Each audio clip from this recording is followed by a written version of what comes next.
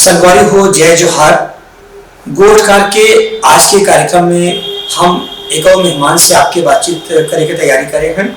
आज के हमारे मेहमान हैं डॉक्टर मृणालिका ओझा जी।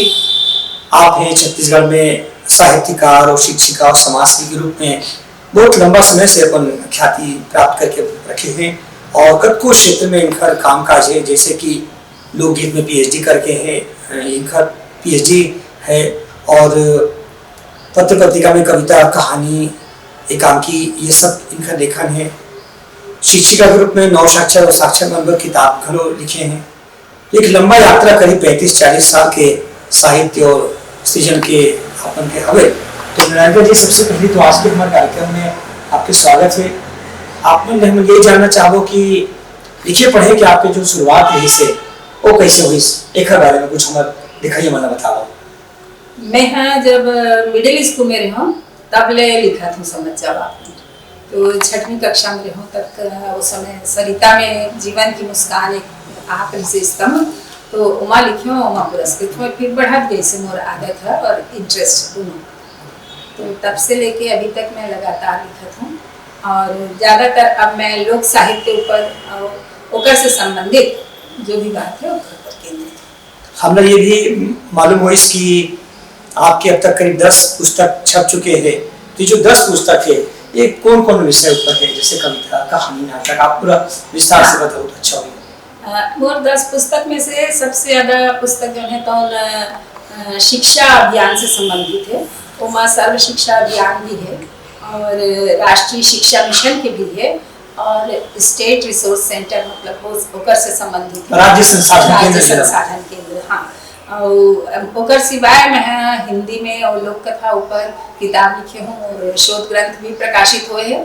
तो ऐसे करके कुल मिला के मोर अभी तक 10 किताब आ चुके हैं और 11वां किताब मोर गुजरात यूनिवर्सिटी से आने वाला है, विद्यापीठ से 15 अप्रैल की विमोचन। हमने ये मालूम चली कि आपकी जो पीएचडी है वो छत्तीसगढ़ के लोकगीत के महत्व के ऊपर है।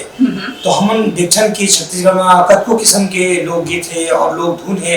मोर ख्याल से 30 से ज्यादा होही, अगर कर्मा, ददरिया, सुआ, पंथी ऐसे गिने जाए तो 30 से भी ज्यादा किस्म के लोकगीत हो सकते हैं। तो आपकी ज्यादा ध्यान लोकगीत में एक बात मैं आपला याद दिला दूं कि लोकगीत मोर शोध संदर्भ में आए हैं, लेकिन मोर शोध कार्य के विषय जो है लोक कथा है। अच्छा। वो बिल्कुल अनछुआ पहलू रही से।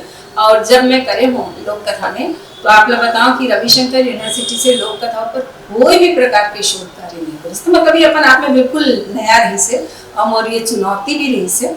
तो मैं लोक कथा ऊपर छत्तीसगढ़ के लोक कथा में पर पीएचडी करी। तो पुराने समय में हम जब लेकर रहे हैं तो कई बार रात की जैसे लोरी चंदा हुआ है, चंदेनी गोंदा हुआ है। हाँ। और दसमत कहने की कथा नाचे गम्मत में सुने में जावत रहे, तो वही सब आपके शोध कार्य में है क्या?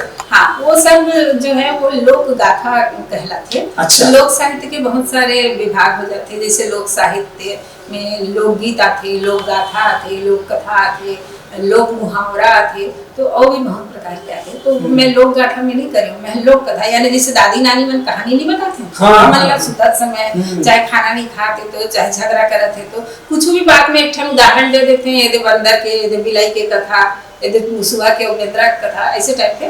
तो वही लोक कथा मन करता है। बहुत बढ़िया। ऐसे कह रहा थी कि लोक कथा मन के जो जीवन होते तुम 1000 साल से भी ज्यादा ऊपर है। काबर की वो सुनत एक मुँह दूसर मुँह वैसे चलत परंपरा ओकर बन जाते। कहीं लिखे में भले नहीं रहे, लेकिन ओकर महत्व बहुत ज्यादा रहते और पीढ़ी से पीढ़ी वो आगे बढ़त जाते। ये और आपसे हमारे जाने की इच्छा है, हम जो ये इंटरव्यू देखा थे गोठकार के कार्यक्रम दा, उमर पर हम ये जानना चाहो कि आपकी जो कविता है या कहानी है या लोक कथा है, रेडियो मॉस्को और रेडियो जर्मनी से घरों प्रसारित हो चुके हैं, तो वो क्या चीज है? रेडियो जर्मनी से जो है तुम कविता में प्रसारित हो रही से और उमा हिंदी कार्यक्रम होते। हाँ, बचपन में रेडियो जर्मनी सुना थे। हाँ, रेडियो मॉस्को, रेडियो जर्मनी बहुत अच्छा। डाइट्शे वेले करके वहाँ पे है। हाँ। और वहाँ से मेरे पास जर्मनी सीखे करके किताब भी आना चालू हो गई से जब मोर कविता प्रसारित हुई। तो वहाँ उमा महीना में एक दिन कोई भी आपके रचना जो है हिंदी से संबंधित भेजो, तो उमा फिर जब का रात पुरस्कृत करें तो एक महीना में अगस्त के महीना में 1975 या 76 के बाद है मोर कविता प्रसारित हुए है और पुरस्कृत हुए। आपके बातचीत ला सुन के मोर अपन बचपन याद आ गई कि मैं जब छोटे रहो तब टेलीविजन के जमाना नहीं रही से मोर पापा जी बाबू जी बोला अंग्रेजी हिंदी अपन भाषा सुधारे पर कहें कि आप रेडियो ये वॉइस ऑफ अमेरिका सुनो, रेडियो जर्मनी सुनो, रेडियो मॉस्को सुनो, रेडियो ऑस्ट्रेलिया सुनो, रेडियो पाकिस्तान सुनो और फिर भारत के आकाशवाणी के समाचार सुनो, हिंदी अंग्रेजी दोनों में। तो ये भाषा के संस्कार पर पहली रेडियो सुन के आ रहा है, ये सब हमें बड़ा अच्छा लगी साहब उनकी जो प्रसारण रेडियो मॉस्को से, रेडियो जर्मनी से ये हमारा ये जाने की इच्छा है कि जो मन बिल्कुल पढ़े लिखे नहीं है अभी हम साक्षरता के अभियान में जोड़े जाते तो राज्य शैक्षिक अनुसंधान प्रशिक्षण परिषद SCERT जो संस्था होते वो से भी आपको कोनो किताब आई है इससे? हाँ, SCERT से तो साझा संग्रह भी बहुत सारे आए हैं और अलग-अलग किताब भी आए हैं, उनमें से सरब रस करके एक लोक कथा भी है।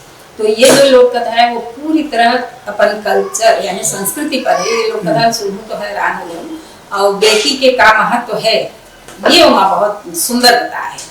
और ओकर सिवाय जो है तो राज्य संसाधन केंद्र से भी किताब आए है 3-4 ठो अलग-अलग और सर्व शिक्षा अभियान में भी किताब आए है और ज्यादातर किताब मन वैसे आए हैं प्रौढ़ शिक्षा वगैरह से संबंधित। तो कुछ किताबों में से जैसे वो सरब रस जो है ओकर तो मलयालम में भी अनुवाद हुए SCERT केरल केरल में वहाँ से मलयालम में हुई है अनुवाद।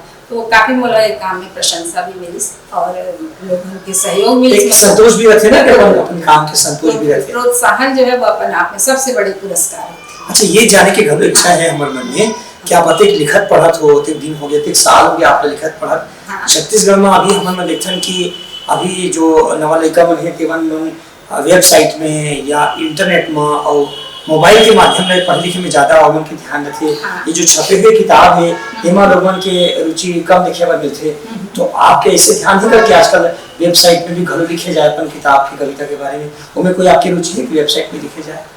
वेबसाइट में लिखना चाहिए जरूर, आपके कहना बिल्कुल सही है, परंतु आपके कोनो रचना वेब पत्रिका में वेब पत्रिका में तो अगर निकले हुई तो ज्यादा मुझे याद नहीं है, मगर मैं जो मोबाइल वाले जो टेक्निक है उनमें मैं बहुत ज्यादा एक्सपर्ट नहीं हूँ तो मैं उधर कोशिश नहीं करूँ। अच्छा ठीक है, हम ये चाहते हैं कि जो नवा लड़का मन है जीवन किताब की आपकी रुचि पैदा होना चाहिए। ऐसे हम लगते कि आप अधिक समय से अपन काम करत हो और आप उनके सामाजिक संस्था घलो है, नारायणी साहित्यिक संस्था घलो है, ये जो सामाजिक साहित्यिक संस्था है एक कामकाज के विषय में कुछ बताओ। हमारे नारायणी साहित्यिक संस्था जो है तो डॉक्टर नामवर सिंह जो है तो 2016 में मुला सौपेरी ने छत्तीसगढ़ प्रदेश के अध्यक्ष बनाए गए। तो वहाँ मैं पुस्तक मेला में गई रहूँ, वहाँ मुला 2 प्रकार के सम्मान मिले, एक समीक्षा सम्मान मिले और डॉक्टर नामवर सिंह जो है वो सबसे बड़े समीक्षक हैं, आप जानते हैं। तो डॉक्टर नामवर सिंह जो है ये सम्मान दे रही हैं। और ओकर सिवाय जो है हिंदुस्तानी भाषा अकादमी वो जो है डॉक्टर सुधाकर पाठक जी के हैं, तो उमम और रचना मन प्रकाशित होते हैं तो उनका तरफ से भी आमंत्रित हूँ तो उमा मैं भी। तो ये तरह से जो है तो मैं शुरू से ये सब चीज से जुड़े हुए हैं। तो ये तो हो गया साहित्य के कामकाज। हम आपके वो जो एक सामाजिक काम चलते चरामती फाउंडेशन इसे संस्था के नाम से उनमें कौन किस्म के काम होते हैं बारे में जानना चाहूँ। अच्छा, मैं आपको एक तो जरूरी बात बता दूँ कि नारायणी साहित्यिक संस्था के द्वारा भी हम जो गरीब लड़का मन रहते हैं उनका किताब काफी है जो भी वो मन कहते हैं कभी भी कोई जरूरत हो कर टीचर बताते हैं तो हम ओकर पूर्ति करते हैं।